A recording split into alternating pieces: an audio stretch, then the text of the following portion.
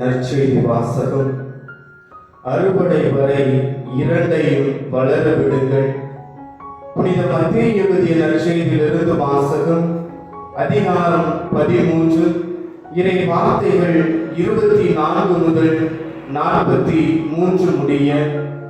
அக்காலத்தில் இயேசு மக்கள் கூட்டத்திற்கு எடுத்துரைத்த வேறு ஒரு உவமை விண்ணரசை பின்வரும் நிகழ்ச்சிக்கு ஒப்பிடலாம். ஒருவர் தம் வயலில் நல்ல விதைகளை விதைத்தார்.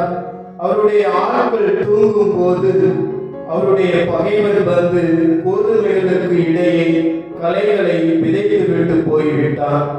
பயிர் வளர்ந்து கதிர்விட்ட போது களைகளும் காணப்பட்டன. நிலக்கிழாருடைய பணியாளர்கள் அவரிடம் வந்து, ஐயா, நீர் உமது வயலில் நல்ல விதைகளை அல்லவா விதைத்தீர், அதில் களைகள் காணப்படுவது எப்படி என்று கேட்டார்கள். அதற்கு அவர், இது பகைவனுடைய வேலை என்றார்.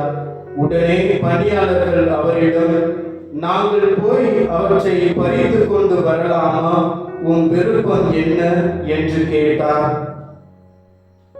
அவர், வேண்டாம், களைகளை பறிக்கும் போது அவற்றோடு சேர்த்து கோதுமைகளையும் நீங்கள் பிடுங்கிவிடக்கூடும்.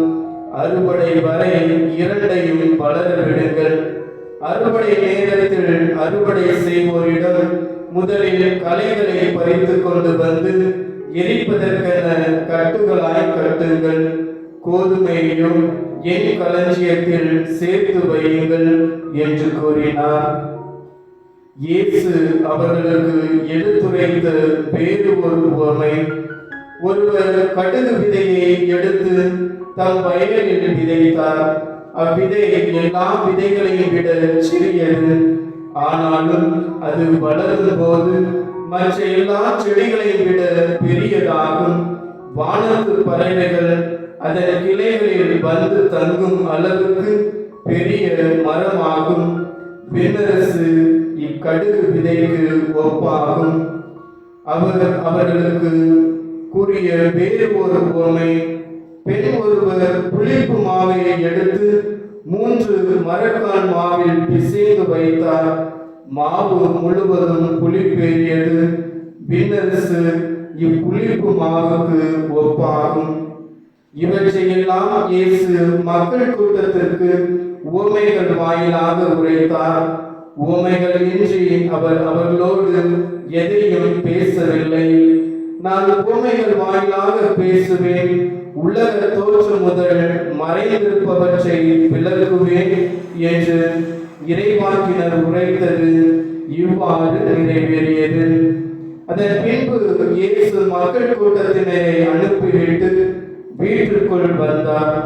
அப்போது அவருடைய சீடர்கள் அவர் அருகே வந்து, வயலில் தோன்றிய களைகள் பற்றிய உவமையை எங்களுக்கு விளக்கி கூறும் என்றனர். அதற்கு அவர் பின்வருமாறு கூறினார். நல்ல விதைகள் விதைப்பவர் மானிட மகன். வயல் இவ்வுலகம். நல்ல விதைகள் கடவுளின் ஆட்சிக்கு உட்பட்ட மக்கள். களைகள் தீயோனை சேர்ந்தவர்கள். அவற்றை விதைக்கும் பகைவன் அலகை. அறுவடை உலகின் முடிவு. அறுவடை செய்வோர் வானதுதர்.